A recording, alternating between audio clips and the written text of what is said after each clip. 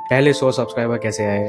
तो उन्होंने कहा कि देखो एक काम करो, अगर तुमको ये लेना है ना तो आप घर से निकल जाओ, ठीक है। मैंने एक बार गुस्से में आके वो कंटेंट डिलीट कर दिया, but He has recently surpassed 15,000 subscribers on his YouTube and his journey is very inspirational. 1000 views complete करने और आपका चैनल मोनेटाइज हो जाए। भाई वो मैं गलती करने वाला हूँ और मुझे बाद में रियलाइज हुआ कि बहुत बड़ी गलती थी मेरे से। Hey everyone, welcome to Backstage with Creators. Today we are here joined with Vishal Kumar, who is an educational YouTuber teaching like kids how to get good marks in school and also teaching them a little bit of coding.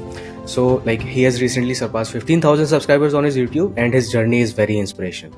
So why don't we just take an introduction from Vishal himself? Hey Vishal, why don't you give an So introduction? first of all, hey Rose, thanks for inviting me on this channel. And I'm talking about introduction. Like I'm Vishal Kumar. I'm currently in my final year of college. I'm doing a BTech from CS branch, and I teach students class 11th and 12th basics of programming. And I think कि सबसे important चीज जो वहां पे हो जाती है बच्चों के लिए वो ये है कि उनको ये समझाना होता है हमें कि बेटा आपके जो अदर सब्जेक्ट्स है लाइक इंग्लिश है, फिजिक्स है, केमिस्ट्री है, वहां पर आप इंपॉर्टेंट चीजें, इंपॉर्टेंट टॉपिक्स को पढ़ के बच्चे की जब हालत खराब होती है आखिरी में तो आप पासिंग मार्क्स स्कोर कर सकते हैं। बट प्रोग्रामिंग के अंदर क्या है कि आपको सारे के टॉपिक्स जो होते हैं हमारे वो लिंक्ड होते हैं, ठीक है। और हमें अगर आपने चैप्टर 1 नहीं पढ़ा है तो मैं आपको चैप्टर 5 नहीं पढ़ा सकता हूँ। इसलिए मैंने कहा कि बच्चे जब आखिरी में आते हैं कि भैया 7 दिन में ना हमको कंप्यूटर साइंस पढ़ा दो, तो वो चीज पॉसिबल नहीं हो पाती है। इसलिए मैंने एक इनिशिएटिव लिया कि बच्चों को प्रोग्रामिंग थोड़ा मैं पढ़ाता हूँ अपने तरीके से। This is an introduction about. So this is a pretty good introduction, helping students, which is like great. So I'm currently in college. So I had my school life was really bad. So maybe creators like you बहुत help करते अगर मैं होता like school में. तो thanks for the people. Thanks to you for the people who are watching you. So I want to know a little bit about your journey कि कैसे start किया, कहाँ से inspiration मिली YouTube start करने की, और फिर पहले 1000 सब्सक्राइबर कैसे आए? देखो YouTube का जो मेरी लाइफ में सबसे बड़ा इम्पैक्ट रहा वो थे अमन दत्तरवाल भैया, ठीक है। टू बी ऑनेस्ट सबसे पहले अमन दत्तरवाल और जेई की जर्नी के टाइम पे फिजिक्स वाला सर। अब देखो यार, सबको अपनी लाइफ में ना कुछ काम करना होता है और हर इंसान को फेम और मनी पसंद होता है। बट अगर आप अपनी लाइफ में ना हमेशा मनी को प्रायोरिटी रखोगे तो आपको हर चीज ना फिर मनी की तरह से दिखेगी, तो आप उसमें ना लॉन्ग टर्म मोटिवेशन आपको कभी नहीं आएगा। सबसे पहली चीज ये हो गई कि हमने यूट्यूब स्टार्ट कहाँ से। अब बात करते हैं, देखो ये तो हो गया कि भैया मोटिवेशन क्या था। अब सबसे इंपॉर्टेंट चीज यूट्यूब मैंने स्टार्ट कैसे किया, ये आज पहली बार इस पॉडकास्ट पे बता रहा हूँ। जब मैं क्लास 10th में था तब मेरे अच्छे नंबर आए थे, और जैसा कि हम सबके घर में होता है कि जिसके अच्छे नंबर आएंगे उसको कुछ ना कुछ भाई मांगते हैं अपने पेरेंट्स और हमें मिल जाता है। तो उस टाइम पे मैंने एक गलती कर दी, वो ये कर दी कि मैंने पेरेंट्स से कहा कि मुझे एक अच्छा सा स्मार्टफोन दिला दो। और वो स्मार्टफोन मुझे आज भी याद है क्योंकि मेरी लाइफ का पहला फोन था, तो वो था ओप्पो का F1s सेल्फी एक्सपर्ट फोन हमने ले लिया। अब मुझे नहीं पता था कि भाई वो मैं गलती करने वाला हूँ, और मुझे बाद में रियलाइज हुआ कि बहुत बड़ी गलती थी मेरे से। तो मैंने उस टाइम पे कहा कि मेरे कुछ फ्रेंड्स थे वो ना मेरे सिटी से दूर रहते थे और उनके यहाँ कोचिंग की फैसिलिटी अवेलेबल नहीं थी। हम मेरे अच्छे फ्रेंड्स थे, तो मैंने कहा अच्छा एक काम करता हूँ, कुछ तरीका ढूंढता है जिससे कि मैं तुम्हें पढ़ा सकता हूँ। तो 11th के टाइम पर एक और इंसिडेंट था, वो अभी आगे बताऊंगा। तो क्या हुआ कि मैं प्रोग्रामिंग मेरे को थोड़ी अच्छी आती थी, बेसिक अच्छे समझ में आते थे, बाकी बच्चों को समझ में नहीं आ रहे थे और मुझे अच्छे आ रहे थे। तो मैंने कहा चलो पढ़ाता हूँ मैं सबको। तो ये बात किसी को मैंने आज तक नहीं बताई कि क्लास 11th में मैंने यूट्यूब चैनल बनाया था, जिस टाइम पे ये क्राइटेरिया भी नहीं था जो अभी क्राइटेरिया है ना। उस टाइम क्या क्राइटेरिया था, आपको बस 1000 व्यूज कंप्लीट करने और आपका चैनल मोनेटाइज हो जाएगा, ठीक है। तो ये तो मैंने क्लास 11th में अपना चैनल शुरू किया था। फिर उसके बाद स्कूल में कुछ इश्यूज हो गए, जिस वजह से ना मैंने एक बार गुस्से में आके वो कंटेंट डिलीट कर दिया। बट मुझे अभी लगता है कि यार सबसे बड़ी गलती थी वो कि मुझे मतलब कंटेंट बनाना छोड़ देना चाहिए था, बट कंटेंट डिलीट नहीं करना चाहिए था। क्योंकि मैंने तब क्लास 11th की C++ पूरी अपलोड कर रखी थी उस चैनल के ऊपर। और उस टाइम पे मेरा भाई में बहुत साथ देता था, क्योंकि उस टाइम पे मुझे नहीं पता होता था एडिटिंग क्या होती है, ओके, स्टैंड क्या होता है, भाई माइक क्या होता है। मेरा भाई जो है वो अपना ऐसे ही फोन लेके खड़ा हुआ है और बस मैं कह रहा हूँ भाई हिलना नहीं चाहिए, ठीक है। अब वो भी छोटा ही था, तो हम फ्रिज के सहारे से आराम से ऐसे फोन लेके खड़े हुए हैं। एंड देन हम, जो आपने देखा होगा कि व्हाइट एक वो आता है ना, चार्ट टाइप का व्हाइट बोर्ड आता है, तो उसको मार्केट से ले आया हूँ 2 और हमने दीवार पे एकदम चिपका दिया है और रोशनी बल्ब बल्ब बल्ब लगा दी है। इस तरीके से उस टाइम पे मैंने चीजें की हुई। अब बात करते हैं, एक बहुत इंपॉर्टेंट चीज़ है, जितने भी बच्चे देख रहे हैं, 10th में मेरे मार्क्स अच्छे थे, 10th जीपीए मैंने स्कोर किया था, तो मेरी एक चाहत थी कि यार मैं ह्यूमैनिटीज़ लूँ उस टाइम पे। तो मैंने अपने पेरेंट्स को समझाने की कोशिश करी, बट अनफॉर्चुनेटली मैं नहीं समझा पाया। तो मैंने कहा यार ऐसे कैसे बात होती है, ठीक है? तो फिर मैथ्स हिस्ट्री मेरे को दिला दी गई। अब उस टाइम पे ना मेरे को बहुत नफ़रत थी यार मैथ्स से। मैंने कहा मैं नहीं ले रहा भाई, मैं नहीं पढ़ूँगा, ठीक है? तो पीसीएम तो मैं पढ़ा ही नहीं फिर। तो मैं पढ़ता था सिर्फ कंप्यूटर साइंस। अब ये रीज़न था कि मेरे कंप्यूटर साइंस ज़्यादा अच्छे से आती थी और मैं बच्चों को पढ़ा भी रहा था। अगर कोई भी ऐसा स्टूडेंट है जो इसको देख रहा है यहाँ तक, और अगर आपकी लाइफ में 11th में आपको वो स्ट्रीम मिल गई है जो आप नहीं चाहते थे, तो आप बस इतना जान लो कि अगर तुम उसको हेट करोगे ना, तो आगे की लाइफ में तुम्हें दिक्कत आने वाली है कि तुम फिर 12th भी अच्छे से नहीं पढ़ पाओगे, ठीक है? फिर जब कंपटीशन में जाओगे, तुम्हारा बेसिक्स अच्छा नहीं होगा, तुम वहां पर भी अच्छे से नहीं कर पाओगे। तो इन सारी बातों का तुम्हें अच्छे से ध्यान रखना कि ठीक है, अब जो मिल गया है ना, उसको हम मान के ही सारी चीजें कर रहे हो। तो ये हमारी बात हो गई कि भाई हमारी स्ट्रीम के ऊपर बात करते हैं। देन अब आपने बोला कि हमारे 100 सब्सक्राइबर कैसे हुए। जब मैंने चैनल स्टार्ट किया, इस वीडियो में काफी आपको लर्निंग देने वाला हूँ, जो भी लोग देख रहे हैं। मैंने जब चैनल स्टार्ट किया तो आपको एक टर्म बेटा हमेशा याद रखना है अगर आप चैनल शुरू कर रहे हो, तो वो ये है कि आपकी पोटेंशियल ऑडियंस क्या है। ओके, मैंने अपना चैनल स्टार्ट किया कॉलेज में आने के बाद, और मैंने स्टार्टिंग में तो अपने सभी फ्रेंड्स को भेज दिया, और वो मुझे लगता है कि अभी तक की लाइफ की दूसरी बड़ी गलती थी, क्योंकि वो मेरी पोटेंशियल ऑडियंस नहीं है। अब मैं देख रहा हूँ तो जैसे कॉलेज पहले तो ऑनलाइन थे कोविड के टाइम पे, जब ऑफलाइन आया सब मजाक बना रहे हैं, अरे ये तो यूट्यूबर है, अरे ये तो सब्सक्राइबर की भीख मांग रहे हैं, ठीक है, ये तो कह रहे हैं भाई सब्सक्राइब कर दो हमारा चैनल, है ना? ऐसी ऐसी बातें कभी सुनने को मिल जाती थी। लेकिन आज भी कभी कभी सुनने को मिल जाता है कि अरे इनका तो क्या, ये तो यूट्यूबर है, सब्सक्राइबर की भीख मांगते रहते हैं, इस तरीके की चीजें। तो हमने कहा चलो कोई बात नहीं भाई, ठीक है। तो हम ऐसे कह देते थे, चलो भाई हम भीख मांग रहे हैं, आप भीख देगी तो सब्सक्राइब ही कर दो। इनिशियली मैंने जब अपना पहला वीडियो डाला तो मैंने अपने सभी फ्रेंड्स को शेयर किया जो मेरे क्लास 12th के फ्रेंड्स थे। तो फर्स्ट वीडियो मुझे अभी भी याद है, 164 व्यूज थे उस पर, काफी अच्छे अच्छे कमेंट्स थे फ्रेंड्स के, और फर्स्ट सब्सक्राइबर्स तो मेरे काफी जल्दी हो गए थे, बिकॉज कुछ मैंने अपना जुगाड़ लगा लिया था कि भाई मेरा भाई बहुत जुगाड़ी था, ठीक है, वो बहुत हेल्प करता था। और मेरा एक दोस्त भी है आर्यन, वो बहुत हेल्प करता था। वो क्या करता था, मतलब मैंने बोला भाई सब्सक्राइबर चाहिए, तो उसको जितने भी उसके फ्रेंड है सबसे सब्सक्राइब करवा रहा है फोन करके। या फिर हम लोग क्या करते थे कि भाई एक काम करते हैं, गूगल उस टाइम पे ना 5 जीमेल आप बना सकते थे एक दिन में, हम उस तरह से जुगाड़ लगा रहे थे, क्योंकि सब्सक्राइबर ऑथेंटिसिटी जितनी ज्यादा होगी ना, उतना अच्छा लगेगा कि हाँ भाई यहाँ पे कंटेंट है। लेकिन उस टाइम पे एक चीज ये भी अवेलेबल थी कि आप सब्सक्राइबर हाइड कर सकते थे, तो वहां पे हम वो भी कर लिया करते थे। तो पहली 100 सब्सक्राइबर की जर्नी तो ये थी हमारी। अब इसमें अगर हम आगे बढ़े, तो जो नेक्स्ट 1000 सब्सक्राइबर की जर्नी थी, उसको कवर करने में मेरे को अप्रोक्सीमेटली 1 साल 8 महीने लगे थे। अब इसका रीजन क्या था? इसका रीजन ये था कि जब मैं वीडियोस डाल रहा हूँ तो उस पर 10 व्यू आ रहे हैं, 5 व्यू आ रहे हैं, कभी कभी तो 3 व्यू आ रहे हैं सिर्फ। अब मैं सोच रहा हूँ कि यार ऐसा क्यों हो रहा है। ये अगर आप यूट्यूब चैनल कोई भी शुरू करें, आप जिस भी टॉपिक के ऊपर वीडियो बनाना चाहते हैं, आप उस पर पहले अच्छी रिसर्च करें कि उस पर वॉल्यूम है या नहीं है। वॉल्यूम का मतलब होता है कि कितने लोग उस चीज को सर्च कर रहे हैं। अब कंप्यूटर साइंस ऐसा सब्जेक्ट है कि वो ऑप्शनल सब्जेक्ट होता है, तो बच्चों को सिर्फ तब याद आती है जब उनके एग्जाम होते हैं। फिर मैं देख रहा हूँ कि जैसे ही एग्जाम आ रहे हैं तो इस पर तो थोड़े व्यू आ जा रहे हैं, बट वैसे व्यूज नहीं आ रहे हैं। तो मेरा 1 साल तो काफी चीज सीखने में चला गया। अगर आप अपने कॉलेज में, तो एक बार यूट्यूब जरूर ट्राई करना, बिकॉज अगर आप थोड़ा सा अच्छे से कर लेते, आप काफी चीजें सीख जाते हैं। आप बोलना सीख लेते हैं, ठीक है, आप थोड़ा सा ग्राफिक्स की नॉलेज रखते हैं, आप थोड़ा एसईओ के बारे में सीख जाते हैं, ठीक है, वीडियो एडिटिंग थोड़ी थोड़ी सीख जाओगे, फिर आप उसमें आगे परस्यू भी कर सकते हो। तो एज यू सेड कि 0 to 100 की जर्नी उतनी बुरी नहीं थी, क्योंकि like you use your friends and your network to grow that. But like 100 to 1000 पे लाइक 1000 दोस्त तो नहीं होते ना सबके।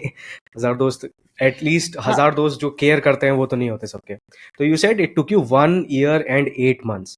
That is a huge amount of time. So like I want to know, so I want to know what was the thing that helped you persist through those days. Like क्या था कि आपने वो 1.5 साल, almost 2 साल कि like लगे रहे आप, you didn't quit. Because like you said, you were getting 5, 10, 15 views. That is very disheartening. So how did you cope with that? तो यहाँ पर मेरे जो लाइफ में सबसे ज्यादा इंपॉर्टेंट रोल प्ले करते हैं वो है फिजिक्स वाला सर। जब हम्म मैं उनकी जर्नी को देखा करता था, आप हम्म लोगों को अगर मैं बताऊं तो मैं उनको तब से देख रहा हूँ। आपने एक इंसिडेंट वायरल उनकी वीडियो हो रखी है कि जब उनका बोर्ड गिर जाता है, ठीक है। मैं हाँ उनके हाँ चैनल को तब से फॉलो कर रहा हूँ जब उन्होंने वो चेयर खरीदी थी जिसपे वो बैठे थे। पहली बार उन्होंने हाँ लाइव स्ट्रीम किया था, ग्रीन स्क्रीन पीछे लगाई हुई थी, ठीक है। हाँ अपने जेई के टाइम से उन्हें फॉलो कर रहा हूँ। तो हाँ मैंने उनसे एक चीज सीखी कि आप ना अपना बेस्ट देते रहो, ठीक है। हम्म मैंने आज तक इस यूट्यूब चैनल पर जो भी वीडियो बनाया है अपने चैनल पे हम्म और पढ़ाया हुआ है, सारी हम्म वीडियोस मेरी बेस्ट हैं। पता नहीं कभी हम्म कभी क्या होता है ना कि कभी अगर बिना मन से वीडियो बनाता हूँ तो वो हाँ अपलोड ही नहीं हो पाती है, कुछ ना कुछ इश्यू हो जाता है, ठीक है। हाँ ऑडियो उसका नहीं हुआ, तो ये हम्म सारी चीजें। और हम्म बाकी क्या है कि मैं एक मिशन पे इसलिए था कि जब मेरा हम्म बोर्ड एग्जाम था कंप्यूटर साइंस का, तो हम्म मेरे कुछ फ्रेंड्स थे जो कि रो रहे थे कि मैं पास नहीं हो पाऊंगा, ठीक है, मैं हम्म पास नहीं हो पाऊंगी, प्लीज थोड़ी हम्म सी मेरी हेल्प कर दो। तो हाँ बाकी टॉपर्स क्या करते हैं कि भाई वो बात करना छोड़ देते हैं अपने दोस्तों से कि भाई तुम हम्म कौन हो, मैं तुम्हें नहीं जानता। बट हम्म मैं वहां पर क्या कर रहा था, मैं फोन करके ना अपने बाकी दोस्तों को पढ़ा रहा था कि भाई तुम एटलीस्ट पास तो हो जाना। हाँ फिर मैंने एक दिक्कत रियलाइज की कि यार एक बच्चा कोचिंग भी पढ़ता है, 11th भी हम्म पढ़ता है, 12th भी पढ़ता है, और फिर हम्म भी उसकी ऐसी कंडीशन है कि वो पास नहीं हो पा रहा है। हाँ तो यहाँ पर दिक्कत कहाँ पे आ रही है? हम्म सबसे पहली दिक्कत मैंने रियलाइज की वही है कि प्रोग्रामिंग एक ऐसा सब्जेक्ट है, एक नई लैंग्वेज है, ओके। हम्म तो उसको सीखने का पर्सपेक्टिव जो है वो हमारा थोड़ा सा अलग रहने वाला है, ओके। हाँ हम हम्म उसको एग्जैक्ट वैसे नहीं कर सकते हैं जैसे हमारे और सब्जेक्ट है, ओके, कि हमने हम्म उसको रट लिया।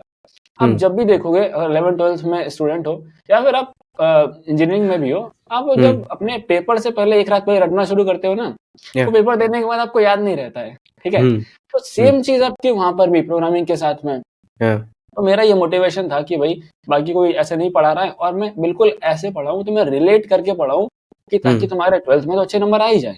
हम्म अब जैसा कि तुम्हें भी पता है रोज की जब हम बीटेक में आते हैं अपने हम्म फर्स्ट सेमेस्टर में, तो प्रोग्रामिंग आती है, ठीक है। हाँ हम्म अब उस पॉइंट पे अगर हम थोड़ा सा जूम इन करके चीजों को देखें, बहुत सारे हम्म बच्चे हिंदी मीडियम से आते हैं, तो उनके या अंदर एक इंफीरियरिटी कॉम्प्लेक्स होता है कि भाई मैं तो हिंदी मीडियम से हूँ, ठीक है। हम्म अब वहीं पर हम्म कोई एक बच्चा जो है वो 11th 12th प्रोग्रामिंग पढ़ के आया है, तो उसके हम्म पास एक एडवांटेज तो रहता ही है भाई कि हाँ मेरे को हम्म बेसिक्स तो आते ही हैं।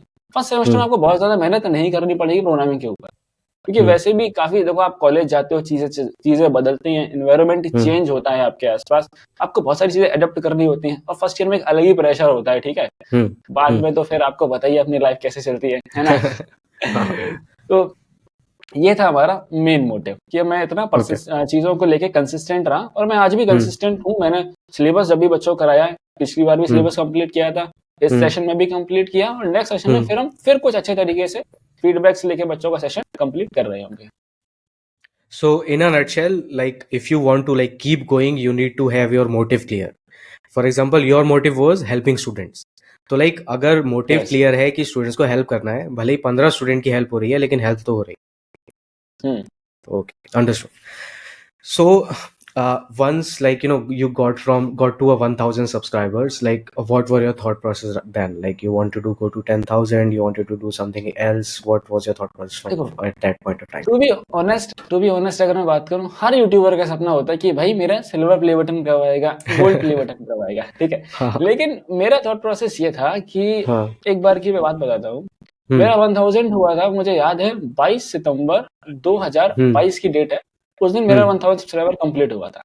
हाँ तो उस दिन हुआ क्या था कि जेई मेंस का रिजल्ट आया था, हम्म और बच्चों के बहुत सारे डाउट्स थे, ठीक है। हम्म मैंने ये चीज कुछ पाई है कि अपने जो एजेंसीज हैं एग्जाम कराने वाली, उसमें भी अलग ही समस्या है, ठीक है। हम्म वो वहां पर एनटीए स्कोर लिख के दे रहे हैं, और बल्कि हम्म एनटीए स्कोर ही जो हमारा परसेंटाइल होता है। अब बच्चे हम्म क्या ढूंढते हैं, बच्चे ढूंढते हैं भैया परसेंटाइल क्या है हमारी, ठीक है, हम परसेंटाइल कैलकुलेट कैसे करें। ये सारी हाँ चीजें बच्चे ढूंढ रहे थे। तो मैंने कहा हम्म एक काम करता हूँ, लाइव चला जाता हूँ, थोड़ी सी बच्चों की हेल्प कर देता हूँ। मैं उस दिन हम्म लाइव गया, और वहाँ पे यूट्यूब की सेटिंग्स होती है ओनली सब्सक्राइबर मोड, मैंने वो पहली हम्म बार यूज की, और मुझे याद है 164 सब्सक्राइबर्स इन अ डे मैंने गेन किया, Oh ठीक my है। God, तो that's वो 10 मैं more जहाँ than 15%. ठीक है, एक महीने में Yeah. मैं जहाँ 10 सब्सक्राइबर 20 सब्सक्राइबर गेन कर रहा था, एक दिन में 164। उस दिन हम्म 1000 मेरा कंप्लीट हुआ, और उस हम्म दिन जो खुशी हुई ना कि यार हाँ अचीव कर लिया है। बिकॉज मैंने अपनी 2 साल लगभग दो से 2.5 साल जो है चैनल पे लगाए, और हम्म वो मोनेटाइज कब हुआ, 2 से 2.5 साल के बाद में, ओके। हम्म बिकॉज जब तक एग्जाम नहीं आएंगे तब तक बच्चे हम्म देखेंगे नहीं, और तब तक वॉच हम्म टाइम नहीं आएगा, तब तक वो हम्म मोनेटाइज नहीं होगा। हम्म Okay. So the next question that I have for you is based on this. Like, from getting 0 to 100 the video quality I don't think matters a lot because आपके दोस्त ही देख रहे हैं. But from getting 100 to 1,000 and then 10,000, like you need to improve your skills on video editing, like creating good thumbnails, audio quality, वगैरह वगैरह. So, what are your recommendations for incoming creators to learn how to improve their YouTube videos? Like, what are your देखो suggestions? What is your thought process कि पिछली video से ये वाली video कैसे better करनी है and things like that.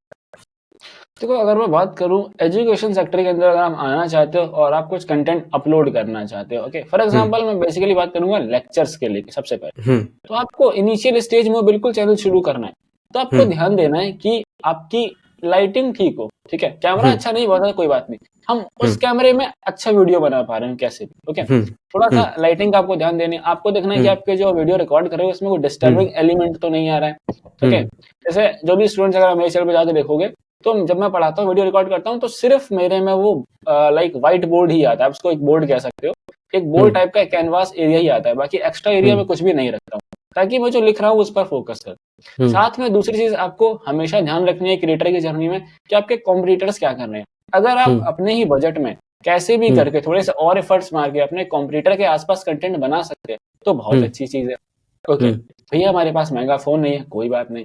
भैया हमारे पास ना अच्छी एडिटिंग नहीं है, स्किल्स नहीं है, कोई बात नहीं. आपको एक चीज का ध्यान रखना है, वो है अच्छा ऑडियो, ठीक है. अगर आपका वीडियो क्वालिटी बहुत अच्छी है और अगर ऑडियो अच्छा नहीं है, तो कंटेंट में मजा नहीं आने वाला है, ठीक है. बट अगर क्वालिटी थोड़ी सी कम है, कोई बात नहीं, अगर ऑडियो आपका क्रिस्प है ना, तो आपकी सारी चीजें बहुत अच्छी हैं, ठीक है. देन एक बार आप अगर अपने कंटेंट से रेवेन्यू जनरेट करना स्टार्ट कर देते हो, ठीक है, ऑडियंस अगर आने लगती है एक बार, फिर आपको उस पर इन्वेस्ट करना है. क्योंकि देखो यार, आपका जो YouTube चैनल है वो एक आपकी बिजनेस की तरह है, ठीक है. मैंने अपने चैनल पे बहुत ज्यादा इन्वेस्ट करा हुआ है. देखो मैंने 11th के टाइम पे जो चैनल शुरू किया था, उस टाइम बताया था ना, तो उस पे मैंने एक बोया का माइक खरीदा था. वो मुझे इतना पेशेंस था कि मैंने 2 साल उस माइक को रखा, ठीक है. जब कॉलेज में आया तब मैंने शुरू करा.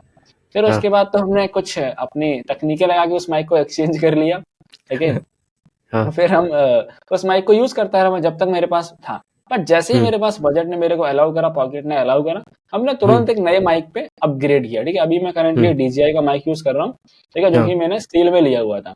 बट सेल में भी ना यार, वो सारी चीज आपको तब लेनी है जब आपको डिसाइड कर लेना है कि हाँ मेरे को इसमें आगे जाना ही है. बिकॉज एक अच्छा माइक खरीदना, एक अच्छा माइक खरीदना मतलब समझ रहे हो, काफी पैसा लग जाता है, ठीक है. अप्रोक्सीमेट 20,000 के आसपास ये प्रोफेशनल माइक है, ओके. और वीडियो क्वालिटी अगर मैं बात करूँ, आपको एक छोटी सी बात बताना चाहूंगा अपकमिंग क्रिएटर्स को. देखो तो मैं कहीं से भी ना अगर सेकेंड हैंड आईफोन मिल जाता है, ठीक है, तो आप वो ले लो. आपको जरूरी नहीं कि बहुत अच्छा आईफोन चाहिए, ठीक है. इस टाइम पर अगर सिर्फ वीडियो की बात कर रहा हूँ, आईफोन 8 भी मिल जाता है ना, ले लो. अराउंड आपको 8,000 के आसपास मार्केट में मिल जाएगा, ओके. आप उसको एज अ कैमरा यूज कर सकते हो, ओके. बिकॉज इस टाइम पर क्या है, जो पुराने आईफोन्स है उनमें सॉफ्टवेयर अपडेट्स तो अवेलेबल नहीं है, आप व्हाट्सएप वगैरह यूज नहीं कर सकते हो कुछ वर्जन्स में. तो अगर आपको इस पर्सपेक्टिव से चाहिए ना, आप थोड़ा कैमरा को देख के आप ले सकते हो. या अगर आप इस टाइम पर लेना चाहते हो आईफोन 8 छोड़िए, आप आईफोन का SE2 ले सकते हैं, वो भी आपके लिए बहुत ज्यादा हेल्पफुल रहेगा. करंटली आप ये वीडियो देख रही है, SE2 से ही आपको दिख रही है, और इसका कैमरा काफी अच्छा है, ओके. सो ये तो हो गया like getting the tools and stuff ready. Like अगर कोई नया है तो उसको स्किल्स भी बहुत इंपॉर्टेंट है. फॉर एग्जांपल थंबनेल बनाएंगे, ग्राफिक डिजाइनिंग, वीडियो एडिटिंग के लिए कोई सॉफ्टवेयर, वीडियो एडिटिंग के ट्रांजिशंस वगैरह, अलग अलग तरह की एडिटिंग के जो भी पैटर्न्स होते हैं. So what would you suggest कि वो कहाँ से सीखे? Like any YouTube channel suggestions, any podcast suggestions, any books और कोर्सेज सजेशंस? देखो मैं अगर तुम्हें बताऊं, सबसे पहले अगर ग्राफिक डिजाइनिंग सीखनी है आपको, तो अभी तुम बेसिक स्टार्टिंग स्टेज में हो, ठीक है. तो आपको सबसे पहली चीज क्या सीखना है, आपको कैनवा सीख लेना है, ओके. कैनवा सीख लेना. और कैनवा में क्या करना है, कैनवा में आपको सबसे पहले कोशिश करनी है कि जो लोगों के थंबनेल बने हुए हैं उनके थंबनेल आप कॉपी करना सीख जाओ, ओके. ये मेरा बेसिक स्टेप था. बिकॉज देखो डिजाइनिंग एक आर्ट है, और उसको सीखने में, ठीक है, चीजों को आपको थोड़ा टाइम लगता है. खुद का डिजाइन क्रिएट करने में आपको थोड़ा समय लगेगा. तब तो भैया हम क्या करें, तब तक आपको सिंपली क्या करना है, अपने कॉम्पिटिटर्स के जो थंबनेल्स हैं उनको कॉपी करना है. पहले हम स्टार्टिंग इनिशियल स्टेज यही रहेगी कि उनके बनाएं. फिर आपको सोचना है, देखो एक चीज का हमेशा ध्यान रखना है, वो है कलर थ्योरी का, ठीक है.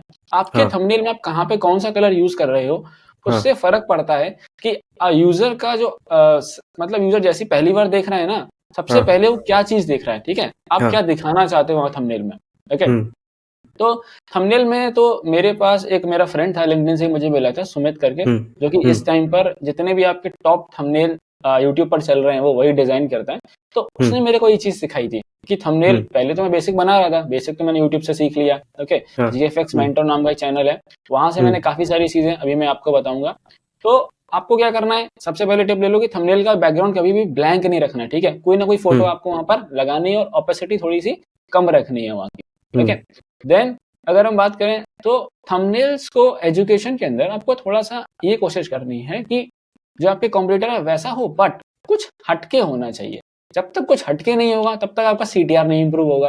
ओके, और थंबनेल पर सबसे ज्यादा काम करना है कंटेंट से, बिकॉज थंबनेल ऐसी चीज है कि देखो, जब तक किसी को आपकी बुक का कवर पसंद नहीं आएगा ना, तब तक वो अंदर जाना पसंद नहीं करेगा। ठीक है, तो इन चीजों का आपको ध्यान रखना है। फिर हम बात करेंगे एडिटिंग के बारे में, वीडियो एडिटिंग के बारे में। तो मैं जो एडिट किया करता था वो मैं प्रीमियर प्रो से एडिट किया करता था। अब आपको सबसे ज्यादा पहले ध्यान रखना है कि आपको जीएफएक्स मेंटर के चैनल पे जाना है, उनकी जो प्लेलिस्ट है उसको पूरा देख लेना है, और आपको सबसे ज्यादा जो उसके फीचर्स हैं उसको सही से समझना है। अब आपको लग रहा होगा कि भैया बार बार ये फीचर्स पे क्यों इतना जा रहे हैं। देखो, मैं आपको एक अपना एक्सपीरियंस बताता हूँ।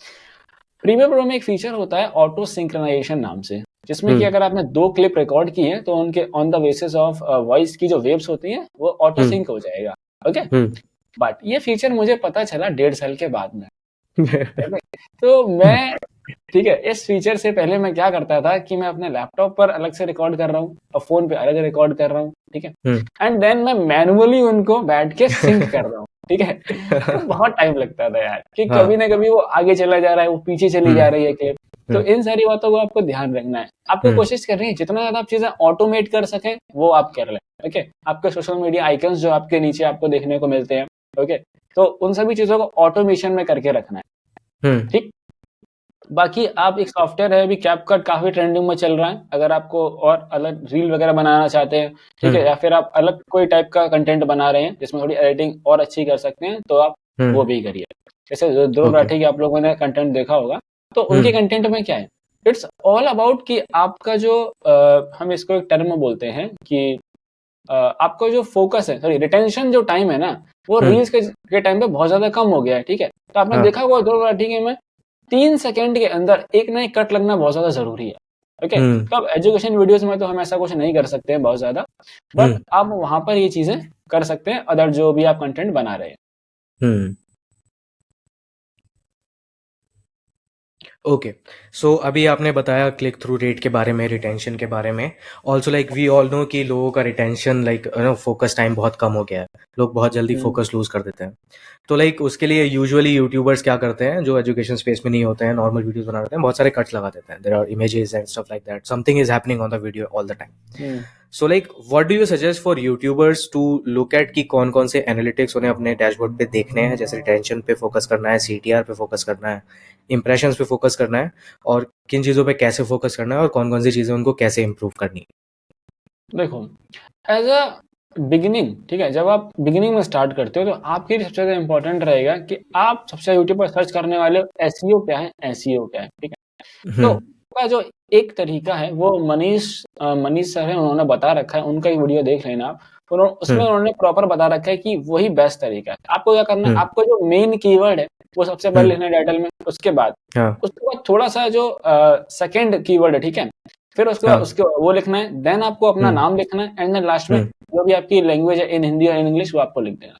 देन डिस्क्रिप्शन की अगर हम बात करें तो स्टार्टिंग में आपको क्या करना है, नेचुरल वर्ड्स में, ठीक है, कुछ कॉपी नहीं करना, आपको बस थोड़ा सा डिस्क्राइब करना है उस कीवर्ड को बार बार टारगेट करते हुए। बट ऐसा नहीं करना कि इंटेंशनली लगना चाहिए कि आपने सिर्फ उसी कीवर्ड को टारगेट किया है, थोड़ा उसको ह्यूमन लैंग्वेज में आपको लिखना है। ठीक है, देन इसके बाद आपको एक फॉर्मेट बना लेना है अपने डिस्क्रिप्शन का, जो कि आप अपने यूट्यूब के अंदर सेटिंग्स में डिफॉल्ट करके वहां पे आप डाल सकते हैं, जो बार बार आपको नहीं डालना पड़ेगा।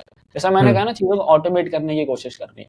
देन हम बात करेंगे आपके थंबनेल्स अपलोड करना होता है हमें, तो थंबनेल के लिए भी अगर आप हाई क्वालिटी थंबनेल अपलोड करना चाहते हैं तो आप उसको 4K कैनवास ले सकते हैं और फिर जेपीजी में उसको आप डाउनलोड करके हम अपलोड कर सकते हैं।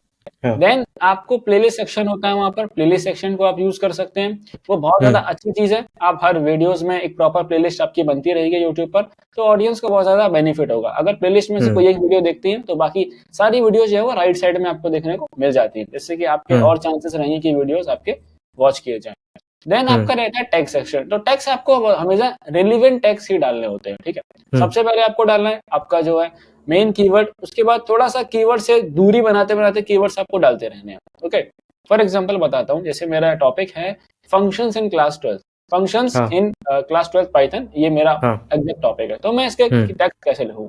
सबसे पहले फंक्शंस क्लास 12, ठीक है, function class 12 Python, then class 12 Python, class 12 computer science, ठीक है, क्लास 12 सुमित अरोड़ा। इस तरीके से मैं जो है अपने टेक्स्ट को यहाँ पर पुट कर रहा हूँ। Okay okay. ठीक है, अब हम बात करें एनालिटिक्स सेक्शन की। तो एनालिटिक्स सेक्शन में सबसे ज्यादा जो आपका मैटर करता है वो होता है average view duration. Okay, usually क्या होता है कि हमारे जो जितने भी एजुकेशनल चैनल्स होते हैं उनका एवरेज व्यू ड्यूरेशन बहुत ज्यादा नहीं होता है, क्योंकि बच्चे बहुत ज्यादा पढ़ना नहीं चाहते हैं। ये मैंने नोटिस किया, बच्चे चाहते हैं कि एग्जाम से पहले ही हम बस सारा पढ़ लें। बट अनफॉर्चुनेटली मेरे चैनल का जो अभी इस टाइम पर एवरेज ड्यूरेशन है काफी अच्छा है, 4.5 मिनट से ऊपर है। अगर मैं अभी लाइव भी जाता हूँ तो 5.5 मिनट से ऊपर ही रहता है। मतलब एक बच्चा आया, वो एटलीस्ट 4.5 मिनट उसने मेरे चैनल पर बताए और उसके बाद वो चला गया। इसका मतलब ये कहेंगे, ये इंडिकेट करता है बहुत सारे बच्चे चैनल पर ऐसे होते हैं जो कि पूरा पढ़ते हैं, डेली बच्चे पढ़ रहे होते हैं, ठीक है। अगर मैं आपको एज अ फीडबैक दिखाना चाहूँ तो मेरे पास काफी ऐसे कमेंट्स हैं, बच्चे कहते हैं भैया हाँ काफी अच्छे मेरे नंबर आ रहे हैं, प्री बोर्ड मैंने काफी अच्छा स्कोर किया आपके चैनल से पढ़ के। और काफी बच्चे ऐसे हैं जो कि आप बिलीव नहीं करोगे कि नेक्स्ट सेशन के बैचेस की डिमांड दिसंबर में कर रहे हैं। भैया अगला बैच कब आएगा? मैंने कहा किस सेशन का भाई? मैंने कहा भाई बैच तो चल रहा है। कह रहा नहीं भैया अगले सेशन का। मैंने कहा भाई रुको तो सही, आएगा, सब आएगा आपके लिए, ठीक है। साथ में आपको सीटीआर पे बहुत ज्यादा ध्यान रखना है। अब सीटीआर जो होता है वो आपको थोड़ा लॉन्ग टर्म उस पर ध्यान रखना है। सीटीआर बेसिकली होता है click through rate. Click through rate यानी कि अगर आपका सीटीआर 4% है, इसका मतलब है अगर 100 लोगों को यूट्यूब ने आपकी वीडियो दिखाई है तो उसमें से 4 लोगों ने आपके वीडियो पे क्लिक किया हुआ है, ओके। अब इससे भैया सीटीआर इंप्रूव कैसे करेंगे? सीटीआर इंप्रूव करने के लिए आपका थंबनेल यहाँ पर बहुत ज्यादा इंपॉर्टेंट रोल प्ले करता है, ओके।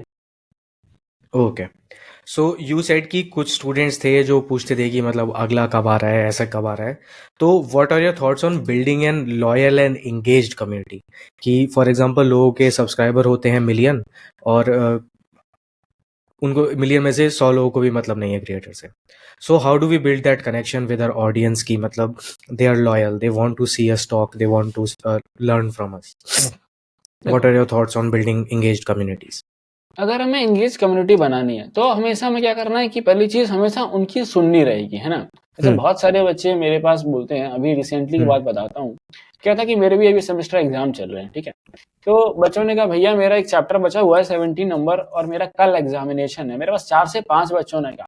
अब आप ये सोचो कि 15,000 सब्सक्राइबर पे अगर सिर्फ 5 बच्चे मेरे से कह रहे हैं तो आप एक टाइम पे क्या सोचोगे कि यार ठीक है ना 5 ही बच्चे तो हैं, बट मेरी क्या था यार 5 बच्चे हैं, उनका एग्जाम है और वो मेरे पे डिपेंडेंट हैं, ओके। तो मैंने क्या किया भाई, मैंने एक दिन अपना पूरा डेडिकेट करके उस चैप्टर को कंप्लीट किया और बच्चों को कंप्लीट कराया, ठीक है। आपको सबसे पहले एंगेज अगर कम्युनिटी बनानी है, उनकी डिमांड सुननी पड़ेगी, ओके, और उन्हें प्रॉपर ऑनेस्टी के साथ में आपको अच्छा कंटेंट प्रोवाइड कराना पड़ेगा, ठीक है।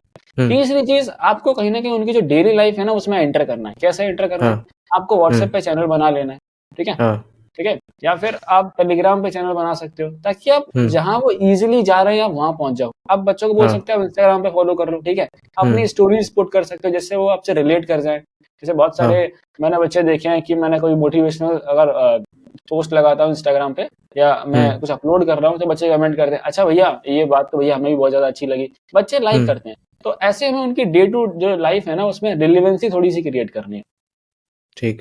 साथ में आप ऐसा कर सकते हो कि जब पढ़ाओ बच्चों को, लाइव जाओ तो बच्चों के नाम लो, ठीक है, उनके थोड़ा सा मजाक कर सकते हैं जिससे उनको लगे कि हाँ ये बंदा जो है मुझे जान रहा है, मुझे थोड़ी सी इंपॉर्टेंस दे रहा है। और देखो यार इस दुनिया में ना आप जिस इंसान की अप्रिसिएशन करोगे वो इंसान आपसे उतना ही खुश होता है। Understood. Okay, so like we talked about building an engaged community and you said like helping them is the best way to build an engaged community. So like I want to know how a creator can actually monetize giving their time, because like हर किसी का time valuable होता है और students को help चाहिए, help कर सकते हैं, but like it's not a bad thing to really ask for money for giving that help. So how do you monetize your 15,000 students, and like what are the things that you will suggest for creators in the education space specifically? Okay, तो देखो as a content creator आपके पास monetization के काफी सारे तरीके available होते हैं. सबसे पहले जो हमारे पास सबसे पहला तरीका है दैट इज योर यूट्यूब का एडसेंस. ओके, अब यूट्यूब एडसेंस से पैसा आने के लिए आपको चैनल में मोनेटाइज होना चाहिए. मोनेटाइजेशन के लिए जो क्राइटेरिया होता है वो होता है आपके 1000 सब्सक्राइबर होने चाहिए and in the last 365 days यानी कि प्रीवियस एक साल के अंदर आपके चैनल पर 4000 आवर का वॉच टाइम कंप्लीट होना चाहिए. अगर हम इसको समझें 4000 आवर वॉच टाइम को, तो देखो अगर फॉर एग्जांपल कि अभी रोज ने मेरी वीडियो 10 मिनट देखी, ओके, इनके फ्रेंड ने वीडियो मेरी 20 मिनट देखी और मेरी ही फ्रेंड ने लाइक 10 और स्टूडेंट्स हैं जिन्होंने वीडियो मेरी 10-10 मिनट करके देखी. अगर हम सबका टाइमिंग मिला दें, ये सबके जो 10 मिनट्स हैं अगर हम सबको कंबाइन कर दें, तो इस तरीके से आपके चैनल पर 4000 आवर्स जो है वो कंप्लीट होने चाहिए. ओके, ये पहला क्राइटेरिया हो गया. अब स्टार्टिंग में आपको इसको करने में बहुत ज्यादा दिक्कत आएगी, बट जब आप आगे जाओगे तो आपको पता चलेगा कि आपका एक महीने का जो वॉच टाइम है वो 8,000 आवर्स रह रहा है. ठीक है, 10,000 आवर्स रह रहा है. ये सब तब होता है जब आपके चैनल पर ऑडियंस थोड़ी सी आ जाती है. नंबर 2 तरीका होता है हमारे पास कि हम कहीं से भी स्पॉन्सरशिप ले लें और कोलैबोरेशन ले लें.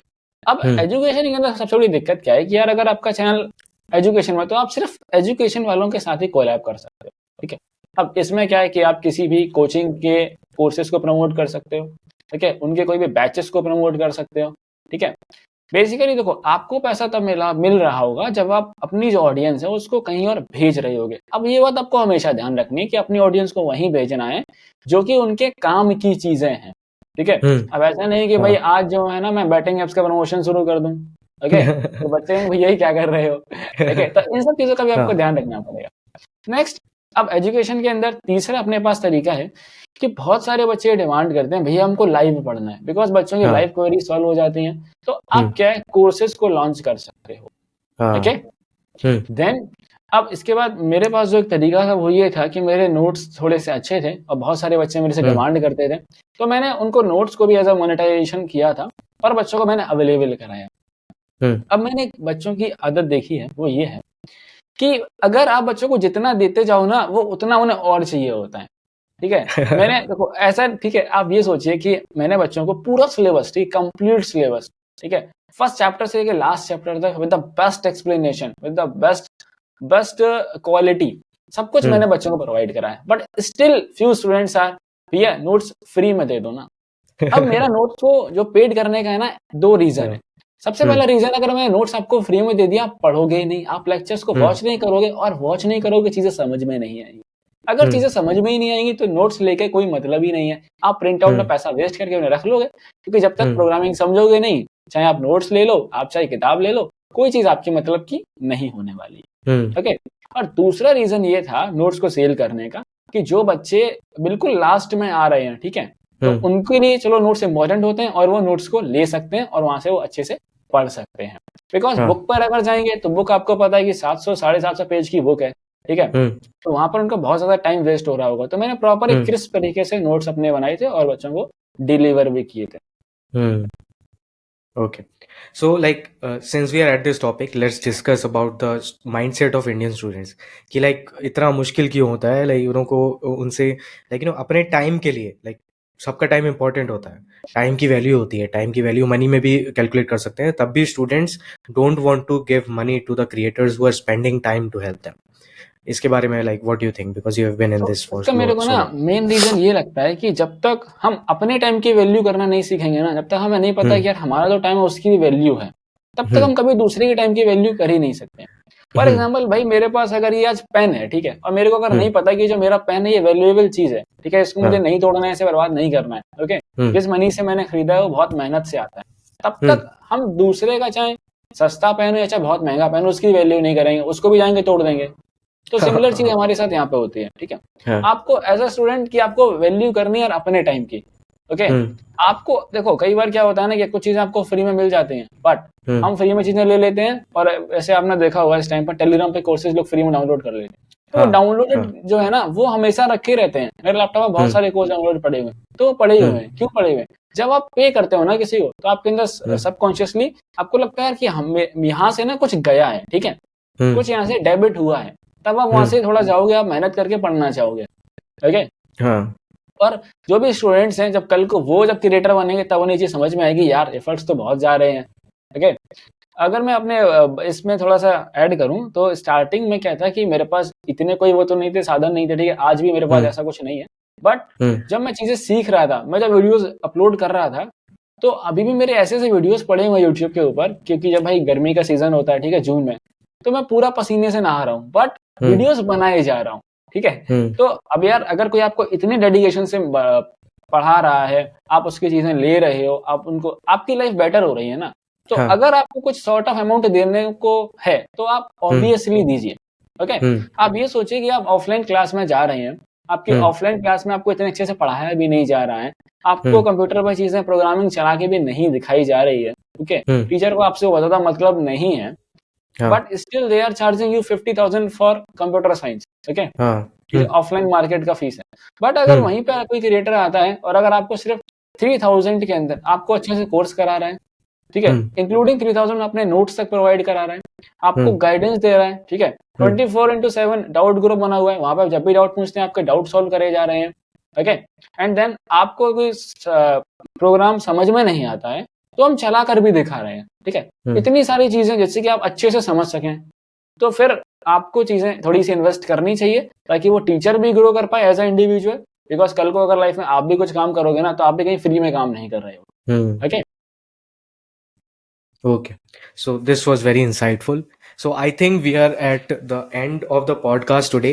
Had a lovely time talking to you. So like, what are your, like, let's just say you want to give 2 sentences or a simple piece of advice to all the incoming creators to go from 0 to 100 and to 1,000 and to like the world. So what will be that? Okay, अगर मैं एक छोटी सी advice upcoming creators को देना चाहूँ, सबसे पहली चीज है, जो मोस्ट इंपॉर्टेंट है, आपको वो कंटेंट प्रोड्यूस करना है जिस पर वॉल्यूम है, ठीक है।